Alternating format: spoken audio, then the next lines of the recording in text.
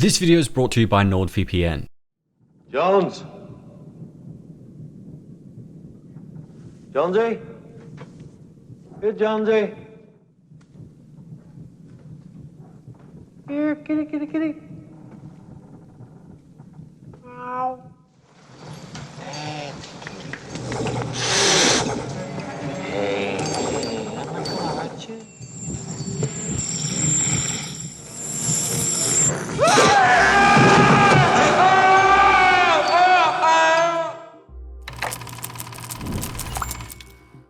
Ridley Scott's Alien has stood the test of time as one of the most terrifying science fiction thrillers in history. It launched an ever-expanding franchise by pitting the titular alien against the unsuspecting members of the Nostromo commercial space tug, and was voted for by you guys as the next film for us to cover in our How to Survive series.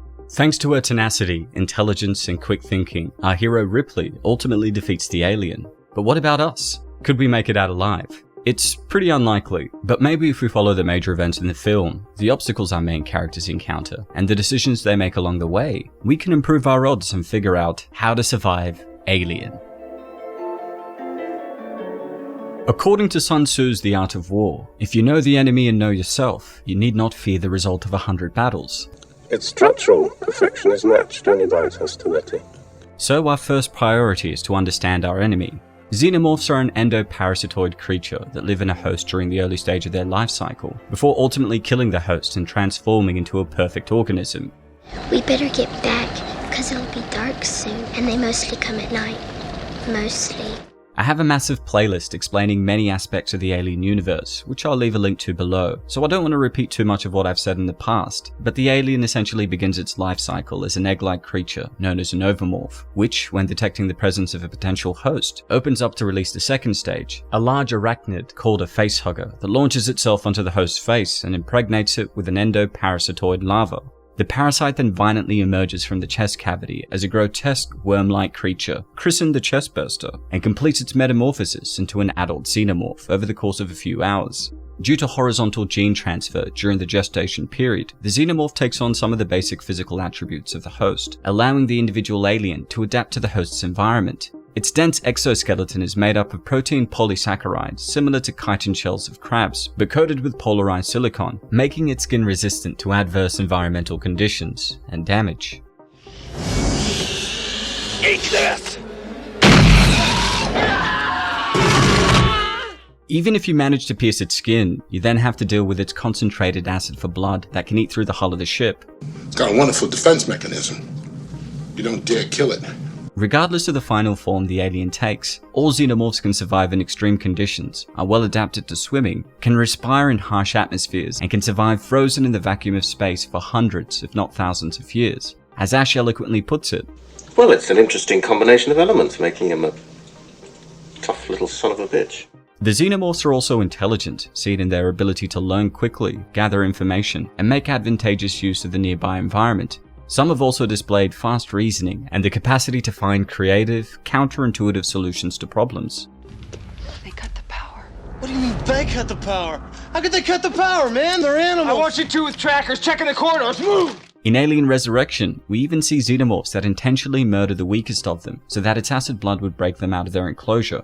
Unfortunately, there are more ways for a xenomorph to kill you than there are ways for you to kill it. If you don't fall victim to the facehugger or chestburster, the adult alien can bite your head off, spit acid at you, tear your head off with its razor-sharp claws, or merely just cut you in half with its tail. So how do you defeat a perfect organism?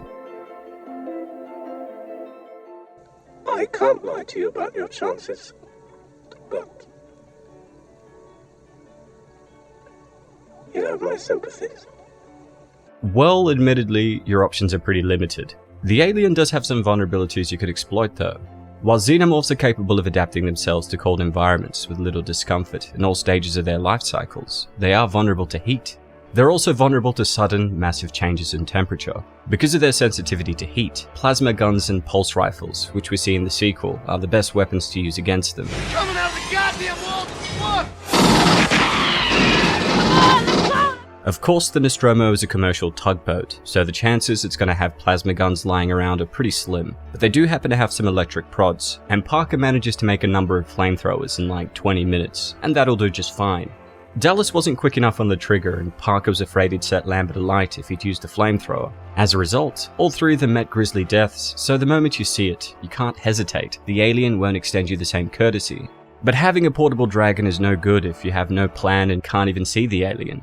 Xenomorphs are masters of stealth, aided by their biomechanical appearance and ability to camouflage themselves by nesting within the walls of the surrounding artificial environment. This means that the moment the alien bursts out of Kane, you need to get everyone into the bridge. From there, you can close each of the doors remotely, trapping the chestburster in one location as you formulate a plan. The alien often waits in the air ducts or nestled between pipes, camouflaged by low visibility. So before you decide to leave the bridge, you need to turn on all the lights within the ship to reduce the number of places it can hide.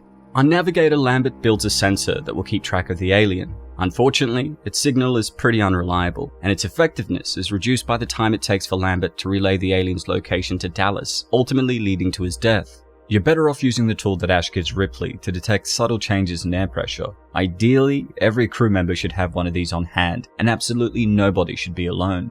Even if you spot the alien and manage to light it up, its injuries leave you open to an acid attack. There's a chance that the Nostromo does have acid-proof workloads, but if you can't find anything, build something that's going to help. You have 2 engineers on board. The alien's biology is acid-based, and PTFE is acid-resistant, so you could build some sort of Teflon PTFE armor to protect yourself. We know that if our blood loses its pH buffer and becomes too acidic, we risk experiencing ketoacidosis, going into a coma, and dying. We also know that any reaction between an acid and a base is going to be significant. Since the xenomorph's blood is acidic, akin to superacids like fluoroantimonic acid, which can be over 1 billion times stronger than 100% pure sulfuric acid, introducing alkaline to the alien's blood could induce alkalosis, potentially incapacitating it. And while it might not kill the xenomorph, coating the harpoon that Ripley uses at the very end with a concentrated alkaline solution and firing it into the alien could compromise its physiology enough to give you an edge. Xenomorphs can also be stunned by vibrations. Their elongated heads have sensors along the sides that are sensitive to sound, so we can exploit that to disorientate it and drive the alien to where we need it to be. Turning on the self-destruct sequence made a cacophony of sound on the ship, which inadvertently guided the alien to the quietest part of the Nostromo, the Narcissus, a modified Lockmart light shuttle that Ripley wanted to use. She eventually sets the Nostromo and its cargo to self-destruct, then blows it up. But after boarding the light shuttle, she discovers the alien nestled between the pipes, forcing her to strategically blow it out to space. The analysis team, which went over the lifeboat centimeter by centimeter, found no physical evidence of the creature you described. Good. That's because I blew it out of the goddamn airlock. While this worked for Ripley, you don't need to engage the alien directly, and can still save everyone on board except for Kane, kill the alien, and potentially wipe out more of its kin back on LV-426. First step is to open the doors to the airlock that's connected to the light shuttle. You then want to activate a warning sequence that triggers the alarms and flashing lights, before opening all other doors on the Nostromo, forcing the sound-sensitive xenomorph to the light shuttle. After confirming the alien is on the Narcissus, we can pilot the shuttle remotely and crash it into the derelict alien spacecraft on LV-426 that contain thousands of eggs. However, if this doesn't work, the Hunter has now become our prey. We can use our sensors, protective gear, and flamethrowers to take it down as a group. 6 people that have similar sensory abilities to the alien thanks to the sensors, long-range offensive weapons, and at the very least a protective shield against its acid blood, are going to take the xenomorph out. Despite our awesome plan to take out the xenomorph, I have to point out that this entire disaster could have been avoided if things were done a little differently in the first 20 minutes. If your ship seems to be receiving an SOS signal, make sure it's actually an SOS signal before you start exploring. You're contractually obligated to respond to an SOS, not a warning. Fearful that they might lose their pay for ignoring a company directive, the crew let the ship's computer take them to LV-426.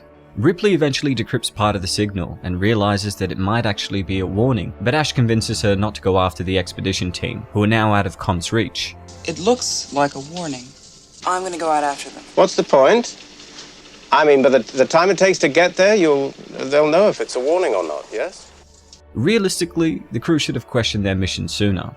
If the sequels have taught us anything, it's that you can't trust mega corporations like Weyland-Yutani, and once you stumble on a ship that's designed by H.R. Geiger, filled with a bunch of spooky pipes, gooey eggs, and fossilized skeletons, let's get the hell out of here. You've met the obligations of your contract by investigating the location, so don't get carried away by curiosity. But most importantly, quarantine procedures are non-negotiable. They're there for a reason, so if a crew member comes back with an alien on their face, do not let them in. Ripley says it best. If we break quarantine, we could all die. Ash intentionally opens the door because he's an android programmed to prioritize Weyland-Yutani's objective of recovering an alien specimen over the lives of the crew. Dallas mentions at one point that he'd never worked with Ash before. Ripley also gets suspicious when he refuses to freeze Kane like Parker had suggested, but the second he dissuades her from informing the crew of the warning signal, that should have been the red flag that cut him out of any decision making. While you might not realize he's an android, you should recognize he's a dick. Banish him to the lab, and if he attacks, take him out and journey back to Earth, now having survived Alien. Now, everybody's going to be too on edge to go back to hypersleep just yet. So, to calm people down, go to nordvpn.com/FCexplained and use the code FCexplained to get a 2-year plan plus an additional month with a huge discount so that you can get access to your favorite streaming sites from space. You'll have immediate access to over 5,000 servers in 59 countries on Earth. There's no data logging, there's double data encryption for increased anonymity, 24/7 customer support, unlimited bandwidth, and an automatic kill switch. You can also have up to 6 simultaneous connections so that everybody can watch their favorite content at the same time. And it's also compatible with most operating systems, including Windows, Mac, Linux, iOS, Android, and the mother system. So Weyland-Yutani won't be able to track what you're doing.